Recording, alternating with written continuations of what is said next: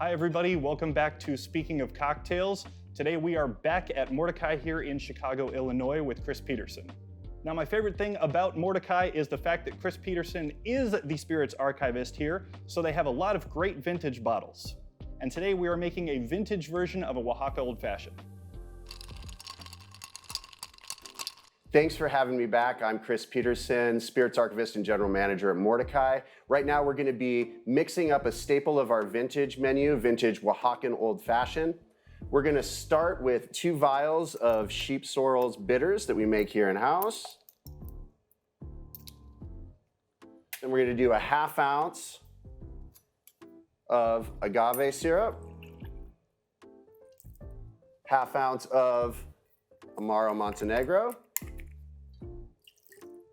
1/2 ounce of Agave Distillate from Neta, and we're going to do 1.5 ounces of vintage tequila. It's an Añejo from Azul, NOM 1079. Very light stir on this one with the 80 proof Añejo.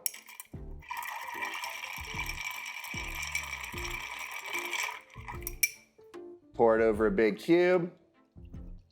Finish it off with an orange oil expression.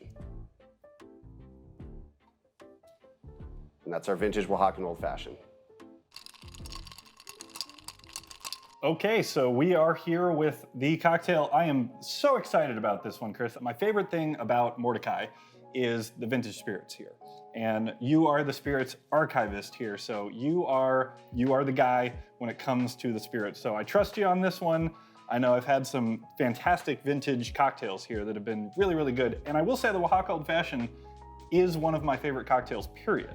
Oh, it's a high bar then that we've got to be. I am curious though, I have never seen the Neta. I have no clue what that is. To me, the Oaxaca Old Fashioned, it's tequila and mezcal. Mm-hmm. And so seeing you use the Neta was sort of confusing to me. So what is that whole thing about? So it's an agave spirit, or a Distillate de Agave, and right now there's a big movement amongst some premium bottlers of agave spirits to kind of move away from the mezcal label. There are some hurdles for smaller producers, ancestral producers, to get certified for mezcal. What that means is that when they distribute their product and they can't put mezcal on it, where's the market? Who's going to purchase it? What are you purchasing? Especially at a high dollar amount. So there's a few industry leaders like Cinco Sentidos and Neta who've decided to just move away from the label, which gives them the freedom to partner with the producers that they believe in. There's a lot of sustainability efforts in terms of especially for wild agave and deforestation that's happening. It allows them to partner with people who may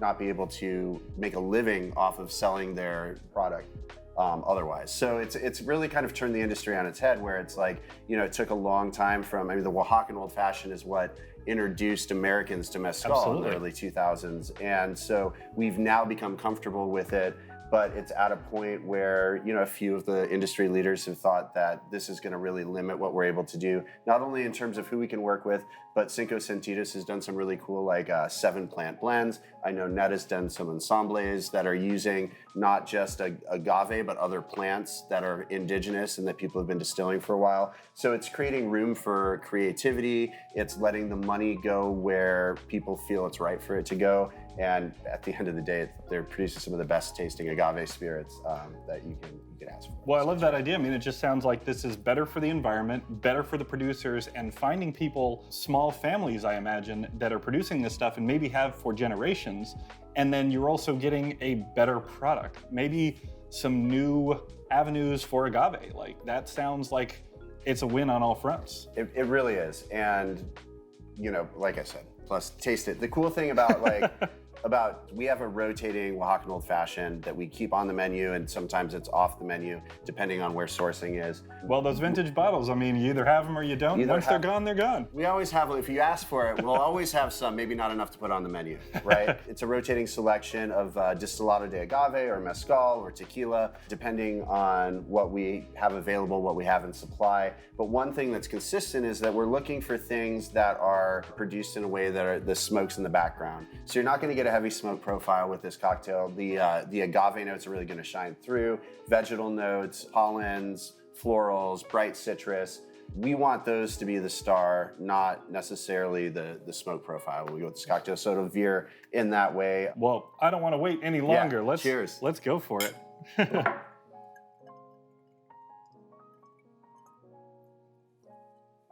Wow. So how does it play against expectation? It's one of your favorite cocktails, right? You've had it, I'm sure, at a number of bars. This is gonna veer. It's a Oaxaca Old Fashioned. If someone handed that to me, I would say, yeah, but what did you do different here? Super smooth tequila. There is no burn to that, but I am noticing that the Neta is kind of bringing almost like a tobacco. And that's not a smokiness, it's a complexity, you know? Yeah. And it's not as acidic.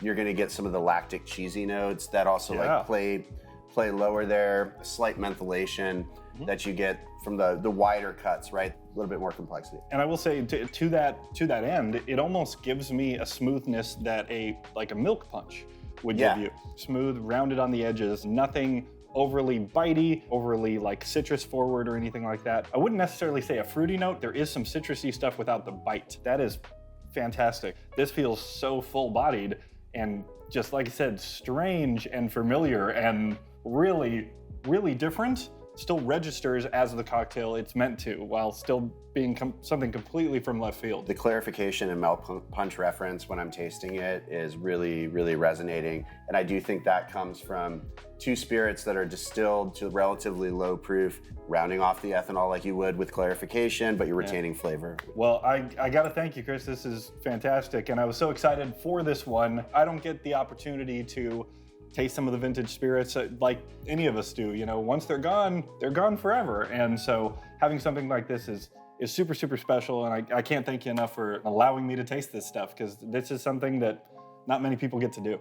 I'm happy that we got to play to your wheelhouse and not fail. Well, thank you. And thank you everybody for watching. Really appreciate it. Thank you again to Kris for having me here at Mordecai, and we'll see you next time. Cheers.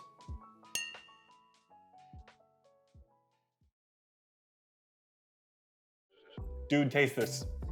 Oh my God. That's one of my favorites on the That is so different. There is no bite. You could throw that whole thing back. That is so good. That's bananas good, dude. That is bananas good. Yeah, it's like... And now, Kris takes us to school. What made you choose this particular tequila today? It's the one that turned me on to vintage tequila. Chicago had a lot of dusty tequila shit sitting on the shelf. When people were clearing out the bourbon, they kind of passed over the tequila. I would just go and I would grab old bottles of tequila, and then I'd pop onto some forum and I'd share my thoughts. It was my education on vintage tequila. My palate took a lot of adjusting when you go from like cast strength bourbon to 80 proof tequila. So it takes a while to dial in. I drink tequila very differently now than I did then, but the Azul brand was the first one that those notes started to register. And it came out of NOM 1079. Check out Tequila Matchmaker. Tequila Matchmaker. They're gonna let you know who's the NOM that produces everything and how many brands they're producing. And there's diffuser equipment mentioned, steer clear. If there's just a few tried and true brands and you look at the equipment and it's all traditional ancestral production. You heard it from the source, folks. By the way, Tequila Matchmaker, they're starting to certify tequila that's additive free as well, which is really important because there's not a lot of transparency in that regard. But this is before all of that. This is 2003, it's Azul. That NOM 1079 was a favorite amongst enthusiasts and collectors for a long time, but in the early 2000s it disbanded. The brands went to different production facilities where some stayed but switched NOMs. The general consensus is after that happened, kind of quality fell off from where it was before. This particular brand was contract distilled at NOM 1079. It was at the distillery, they used their equipment, but they did the distillation. All from a family that owned their own estate and produced their own tequila at that facility. I think there's a really bold profile. Sometimes, like if you distill something, let's say a bourbon, typical distillation proof to 145 proof, goes in the barrel at 125 and ends up in your bottle at 90, 90 proof. So you've added water at every step of the way. Some of my favorite tequilas are only distilled very close to that 80 to like 83 proof range and then bottled at 80 proof. So it's not as aggressive as bourbon when you're getting it at cast strength, right? But that still strength that it's coming off at a lower proof delivers flavor. I think part of that body that you're seeing, you get that when you distill to a low proof and retain flavor because you're not popping a bunch of ethanol and you're not stripping the flavor with a high distillation proof. Yeah. They're not using computers to decide where these cuts are happening, right? Like Right. You've got somebody who's been doing this for generations, gauging, sometimes working with live fire, trying to figure out where they're making the cuts on the distillation, and they often veer a little bit wider, so you get a wider range of notes a little bit. Right. Sheep sorrel was the original one of the original bittering agents for beer in Europe before hops took over. And then lavender, I designed this bitters during the pandemic. There was a little garden like at the end of the street, and the lavender was about to go, so I harvested a bunch of lavender, turned it into a tincture, blended in with the sheep sorrel,